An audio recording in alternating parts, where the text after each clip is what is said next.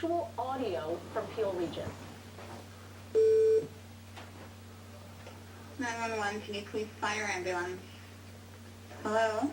Hi. Hi, can you please fire ambulance?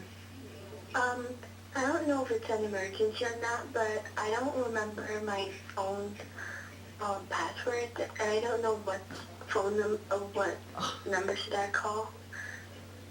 Okay, well, not 911. 911 is for life-threatening emergencies. Oh, sorry. Okay, thank you. Call your phone provider. Bye-bye. Yeah, you can't make this stuff up. Now, someone who has heard it all is Jen Burke, a 911 dispatcher with Peel Region, and she joins me now. So, Jen, you listen to this, and yeah, that happens often, unfortunately. The numbers. So, 40% of calls last year were not urgent. What are some of the calls that you hear? So, someone who didn't know their phone password. What else? So unfortunately, we get things as we've had somebody call because they bought bread in a store and it was moldy. We've had things such as their neighbors are playing their music too loud, or somebody said something to them that offended them, which, I mean, we understand that there are certain things that are emergencies to yourself, right? But it's not something that necessarily requires calling 911 for. So let's define an emergency then. For anyone who's watching, when do they call 911? For sure. So, I mean, you call 911 if somebody's life is in danger, if yourself or somebody else is hurt, if there's a crime in progress, or if there's some type of disturbance going on. Basically, it comes down to if it's a crime in progress or your life is in danger. It seems like it's self-explanatory, but unfortunately we keep getting these stories that keep coming up.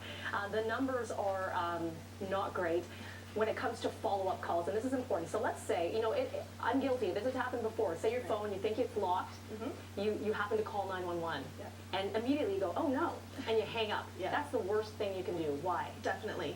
So whenever you do that, if you hang up, then it requires one of our call takers to call you back and try and get you on the line. Sometimes it can take a couple tries to get through to somebody. When we are calling you back, we're just basically saying, hi, we just want to make sure you're okay. When we do have people that actually stay on the line, I'll thank them and say, you know, it's great that you stayed on the line because you're saving us from having to call you back. So if you're calling from a landline and you hang up, then it requires an officer having to come out to your house to make sure that you're okay. So. And then those resources are being taken away from a real emergency out there on the roads. Something that we've been talking about is the Amber Alert. As of late, unfortunately, Peel Region saw a case, an Amber Alert, which turned into a homicide case. And a lot of people started dialing into 911. You were on duty that night. I was, yeah. What were people calling about? What were they saying?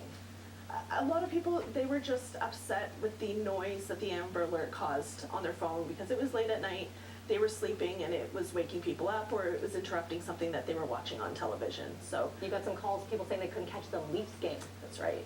Yeah, and it's upsetting, but this is an educational tool. So anyone who's watching right now, what do you want to say when it comes to 911? And we think it's self-explanatory, but unfortunately it's not, so it's a good reminder. Yeah, for sure. We're just telling everybody that 911 is for emergencies only. So if you have an emergency, definitely don't hesitate to call on 911, but if you're reporting something that isn't a life-threatening emergency, then you can always call our non-emergency number. And we're encouraging people to actually program our non-emergency number into their phones. That's a good idea. You know what, we'll put all of that on our website. I'll tweet that out as well from BT Toronto and my account at City Melanie. Thank you, and thank you for all the work that you do. I want to say thank you to all the dispatchers and all the emergency officials because you save lives. That's incredible. Thank you so much for that. Let's go downstairs to